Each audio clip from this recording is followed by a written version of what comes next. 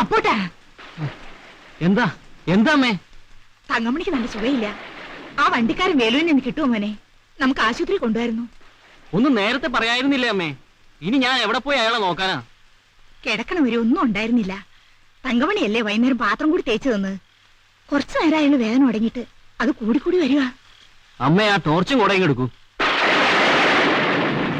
തോട്ടില് വെള്ളം കയറിയിട്ടുണ്ടോ ആവോ?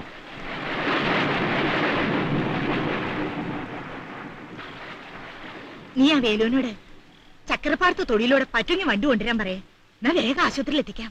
ആ വഴിയിലൂടെ പോയാ സ്ഥലം ഏതാണെന്ന് അറിയോ അമ്മയ്ക്ക്? ശ്മശാനല്ലേ? ആശുപത്രിയുടെ പിന്നിലെത്താൻ എളുപ്പ വഴി അതേ ഉള്ളൂ. നമ്മളെല്ലാരും ഇല്ലേ മോനെ? പിന്നെ എന്തിനാ പേടിക്കണേ? അമ്മ പുറപ്പെട്ടിരുന്നു, ഞാൻ ഇപ്പൊ വരാം. മോനെ, കണ്ണി കുത്തിയ കാണാത്ത ഇരുട്ടാ പുറത്ത്. മഴയുണ്ട്. ആ ടോർച്ച് കാലിന്റെ ചോട്ടിലേക്ക് അടിച്ചു നോക്കിയിട്ട് പൊയ്ക്കോളൂ. വല്ല വിഷജന്തുക്കളും ഉണ്ടോന്ന്. അമാവാസി എന്ന് അതുങ്ങളൊക്കെ വിഷം ഒഴിക്കാൻ നടത്തുന്ന ദിവസം. മഴയുണ്ടെങ്കിൽ പാമ്പിനെ പേടിക്കണ്ടല്ലോ അമ്മേ.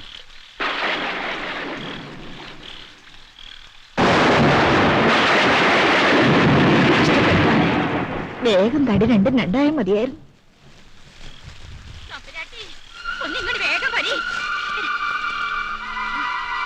എന്താ കല്യാണി? ഒന്നും ചെയ്യാൻ പറ്റണില്ല. ശിരസ് കണ്ടതാ, അപ്പോഴേക്കും അത് തിരിഞ്ഞു പോയി. അയ്യോ എന്റെ മോളെ, ഞാൻ എന്ത് ചെയ്യണം കല്യാണി? ആസ്പത്രിക്ക് എത്തിക്കാൻ നോക്കാം. കുട്ടിക്ക് ഇപ്പൊ ബോധമുണ്ട്. ആ കാളിക്കുട്ടിയമ്മയെ കൂടെ വിളിച്ചോളി. കാളിക്കുട്ടി എവിടെ? കാളിക്കുട്ടി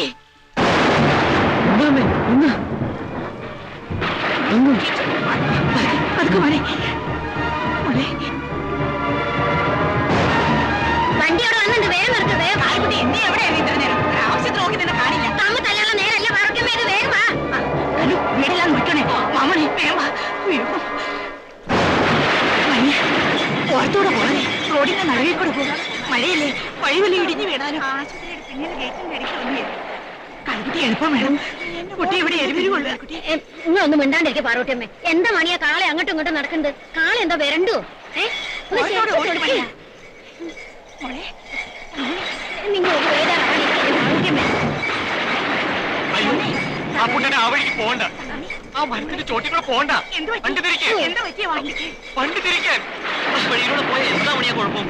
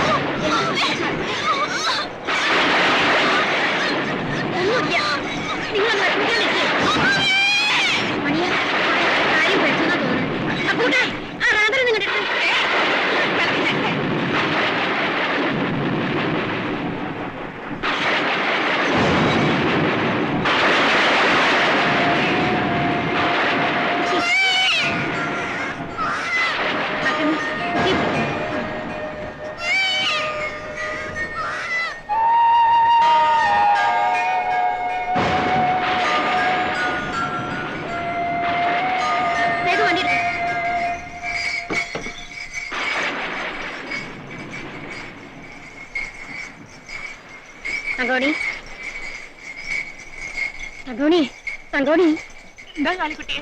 എന്റെ മോളൊന്നും വേണ്ടാത്ത കൊടുത്ത വെള്ളം ഇറക്കുന്നില്ലല്ലോ. മണിയാ വേഗം വണ്ടി എടുക്ക. മണിയാ എങ്ങനെയെങ്കിലും വേഗം വണ്ടി കളിക്ക്.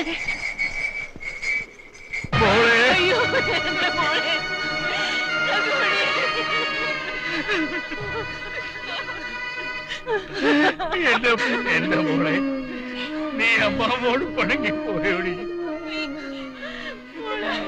എന്റെ മോൾക്കൊന്നും സംഭവിക്കരുതെന്ന് കരുതിട്ടല്ലേ ഞാൻ നിന്നെ എങ്ങോട്ട് വിട്ടത്?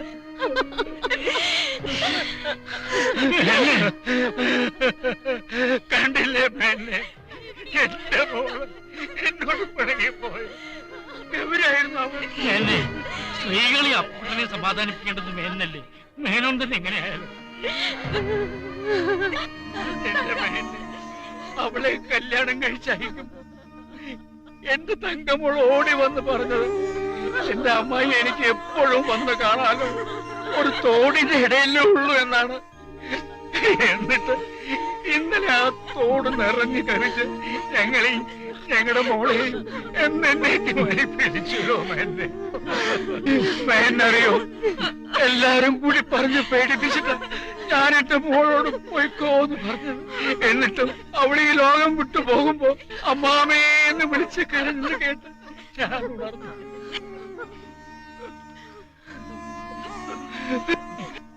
കേശവ, മേനെ കൂട്ടി പുറത്തേക്ക് വന്നോളൂ.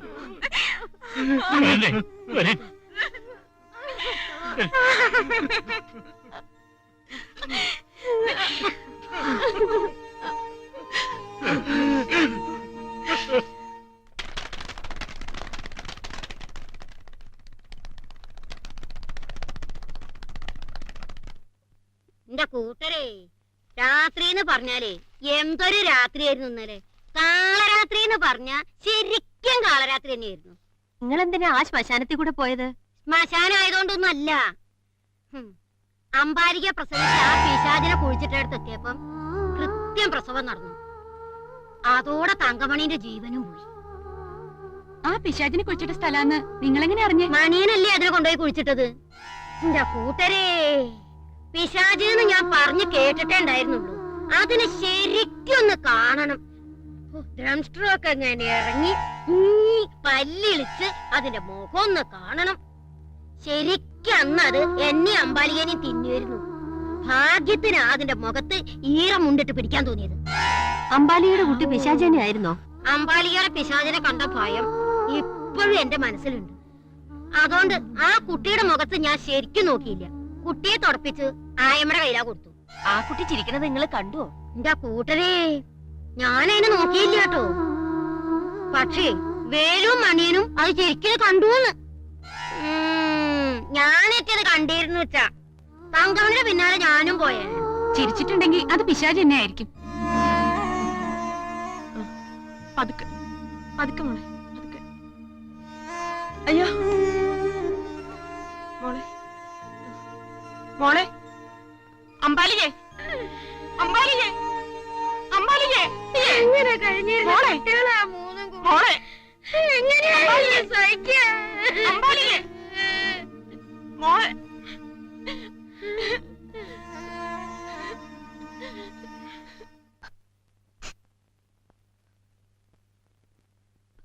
മുട്ടുന്യായങ്ങളൊന്നും പറയണ്ട ശ്രീ. ഞാൻ ഈ കേട്ടതെല്ലാം നേരായിരുന്നോ? ഞാൻ അതിനെ കണ്ടില്ല. അവളും അതിന്റെ മുഖം കണ്ടില്ല. പപ്പേട്ടൻ അതിനെ കണ്ടുവോ? പപ്പേട്ടനും അച്ചുവേട്ടനും അമ്മാമയും കൂടിയ ചാക്കിലാക്കിയതത്രേ.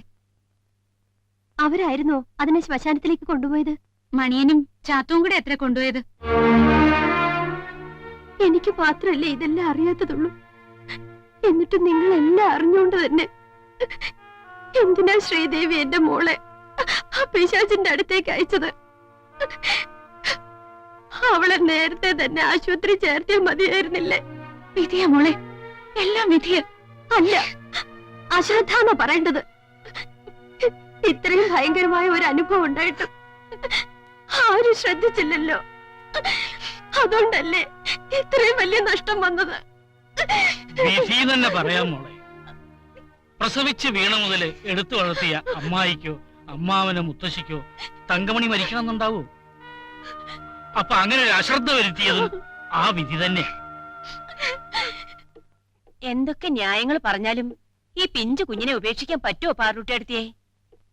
സ്വർണ്ണസൂചി കൊണ്ടായാലും കണ്ണി കുത്തിയ കണ്ണ് പൊട്ടില്ലേ ഗൗരിയെ?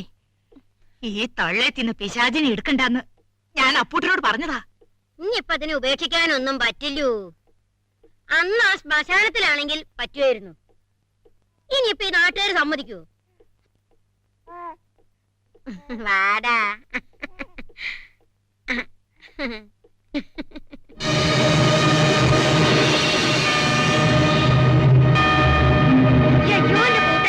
എന്താണ് കഥ? അത് നോക്കിയപ്പോ തീയല്ലേ പറഞ്ഞത്. അത് തട്ടിയപ്പോ പോക്കടിക്കുന്ന കണ്ടില്ലേ? ഞങ്ങളുടെ ദുർബുദ്ധിക്ക് ഞങ്ങളുടെ കുട്ടി നഷ്ടപ്പെട്ടു എന്നുള്ളത് ശരിയാ. അതിന് ഇമ്മാതിരി അസംബന്ധം പറഞ്ഞുണ്ടാക്ക്. ആ ക്ലോക്കിന്റെ സ്പ്രിങ് പോയതാ. സമയം മോശമാവുമ്പോൾ വാച്ചുകൾ കേടുവരുമെന്ന് പറയാറുണ്ട്.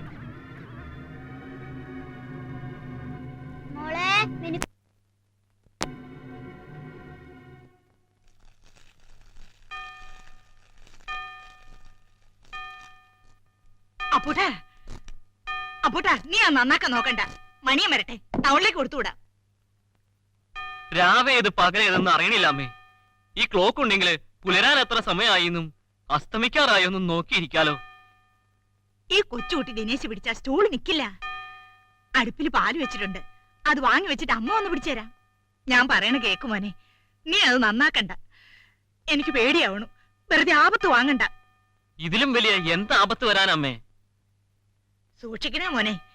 മോനെ ദിനേശേ, നല്ലോണം പിടിച്ചു കൊടുക്കണേ. അച്ഛമ്മ ഇപ്പൊ വരാം. ഞാൻ ശരിക്കും പിടിച്ചോളാം അച്ഛമ്മേ. ആ ആ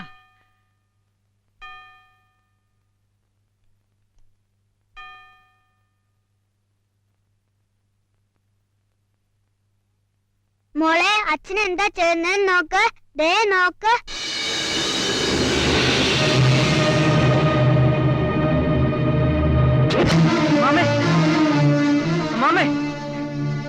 എന്താ അച്ചു, എന്തുണ്ടായത്?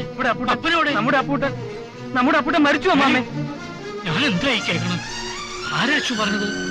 മണിയനെ ഓഫീസിൽ വന്നത് സ്കൂളിന്മേ കയറിയെന്നോ. ആ പെൺകുട്ടി നോക്കിയപ്പോ വീണെന്നൊക്കെ പറയണത്. എന്തായാലും നിലവിളക്ക് നെഞ്ചത്ത് തറച്ചിട്ടാ മരിച്ചിരിക്കണേ. അപ്പനെവിടെ? പോലീസിനൊക്കെ പറഞ്ഞ് വേണ്ടത് ചെയ്യാൻ ആരെയൊക്കെയോ കണ്ടിട്ട് അങ്ങോട്ട് വരാമെന്ന് പറഞ്ഞു. ഞാൻ വേഗം പോട്ടെ, അമ്മാവൻ അവരെയും കൂട്ടി വന്നാ മതി. ശാരദേ, കാളിക്കുട്ടി പറഞ്ഞ മാതിരി ആ ശ്മശാനത്തിൽ അതിനെ ഇട്ടിട്ട് പോന്നിരുന്നെങ്കിൽ ഇന്ന് എന്റെ കുട്ടിയിലേക്ക് നഷ്ടപ്പെടില്ലായിരുന്നല്ലോ. എനിക്കിത് സഹിക്കാൻ വയ്യേ. ആ കുട്ടിയുടെ കുഴപ്പമൊന്നുമില്ല, വിധിന്ന് കൂട്ടിയാ മതി. നിങ്ങളൊക്കെ അതിനെന്ത് പേര് പറഞ്ഞാലും ഞാൻ എന്റെ മരണം വരെ ഇത് സഹിക്കട്ടെ. തിരിഞ്ഞു നിന്നൊരഹിതം പോലും പറയാത്ത എന്റെ പൊന്നു പോലെ അങ്ങോട്ട് എടുത്തോണ്ട് പോണ കണ്ടിട്ടും ഞാനെന്നും ജീവിച്ചിരിക്കുന്നല്ലോ.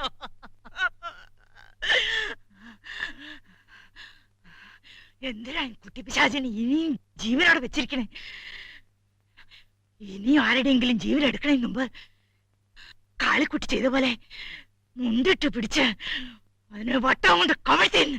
പാറുട്ടിയെടുത്തേ, ഞങ്ങളും ഈ ദുഃഖം സഹിക്കുക തന്നെയല്ലേ ചെയ്യണേ. നിങ്ങളുടെ മകൾക്ക് പിശാച് പറഞ്ഞപ്പോ കുട്ടീനെ പോലും നോക്കാതെ അതിനെ കൊന്നു കുഴിച്ചുകൂടുകയല്ലേ ചെയ്തത്. അതുകൊണ്ട് നിങ്ങൾ രക്ഷപ്പെട്ടു. ഇപ്പോ എന്റെ മോനെ മരുമകളെ തിന്നിട്ട് അതെന്നെ നോക്കി ചിരിക്കുക. ഇനി ഒരു നിമിഷം ഞാൻ അതിനെ ജീവനോട് വെക്കില്ല. അതിനെ ഞാൻ കൊല്ലും, അതിനെ ഞാൻ കൊല്ലും.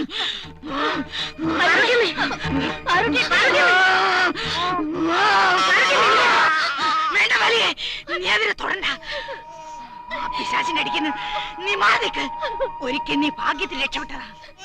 ആ മുഖത്തോടെ ഇനിയും വന്ന കാളിക്കുട്ടി മുണ്ടിട്ട് പിടിക്കുമെന്ന് കരുതിയാ ഇന്നീ മോഹനെ രൂപത്തിൽ വന്നിരിക്കണേ.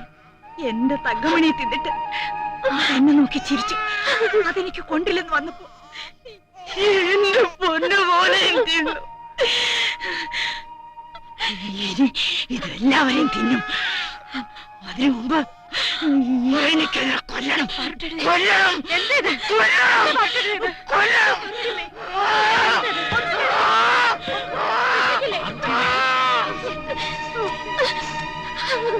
അമ്പാലികേ, നമുക്കിതിനെ വേണ്ട. പാറക്കുട്ടി വല്യമ്മ പറയണതിന് കാര്യമുണ്ട്.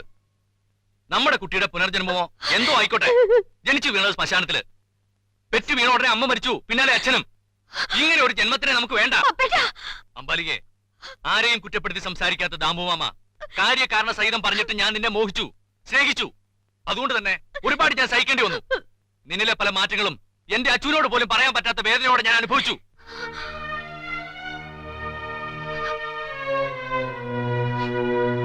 നീ പ്രസവിച്ച പിശാചാണെന്ന് ഞാൻ എന്റെ കണ്ണുകൊണ്ട് കണ്ടതാ. എന്നിട്ട് ഒരു നിമിഷം പോലും നിന്നെ വെറുക്കാൻ എനിക്കായില്ല. മണിയനും കാളിക്കുട്ടിയമ്മയും പറയണ മാതിരി ആ പിശാച് ആവേശി ഈ സ്വത്വത്തിനെ നീ ഇനി തൊടണ്ട. അതിന്റെ പിടിയിൽ നിന്ന് 2 പ്രാവശ്യം നീ രക്ഷപ്പെട്ടു. ചിലപ്പോ ഇനി നിന്നെ പിടിക്കാൻ മൂന്നാമതൊരു സമയം കാത്തിട്ടാവും അത് വന്നിരിക്കുന്നത്. വേണ്ട ബാലികെ, നമുക്കിതിനെ വേണ്ട. കാളിക്കുട്ടിയമ്മേ, നിങ്ങൾ ഇതിനെ എന്ത് വേണമെങ്കിലും ചെയ്തോളൂ. വേണ്ട പപ്പേട്ട. ശാരദേ, അപ്പനെയും അച്ഛനെയും വളർത്തിമാരി നമുക്ക് ഈ കുട്ടികളെ ശ്രീവത്സത്തിൽ വളർത്താം. മുത്തച്ഛന്റെ മോള് കരയല്ലേ മോളെ, നല്ല മുത്തച്ഛനും പേരക്കുട്ടികളും കൂടി കളിക്കുകയാണോ? എഴുത്തച്ഛനോ ആ. വരാ ഇരിക്കുക ആ, ധാരാ നോക്ക മോളെ. അല്ല എന്താ മോളുടെ പേര്? അവൾക്ക് പേരൊന്നും ഇട്ടിട്ടില്ല. എഴുത്തച്ഛനെ കൊണ്ട് ജാതകം എഴുതിച്ചിട്ടാവാമെന്ന് കരുതിയിരിക്കുക. ആ, ഈ കുട്ടിക്ക് ജാതകം വേണ്ടമെന്നെ. എന്താ എഴുത്തച്ഛ, പ്രശ്നം വലുതുണ്ടോ? അതിന്റെ വിശദീകരണം വേണ്ട. പിന്നെ പേര് വേണമെങ്കിൽ പറയാം. ഇടിമിന്നലിന്റെ വെളിച്ചത്തിലാ ജനിച്ചതെന്നല്ലേ കാളിക്കുട്ടി പറഞ്ഞത്? അയമ 1-ന് 10 പറയും. അതൊന്നും വിശ്വസിക്കണ്ട. ആയിക്കോട്ടെ, മിന്നലുണ്ടായോ എന്തോ. മിന്നലിന്റെ ഭംഗി, അതായത് തിളക്കം, അതിവൾക്കുണ്ട്. നല്ല കണ്ണുകൾ. അതുകൊണ്ട് സൗദാമിനി എന്ന് പേരിടാം.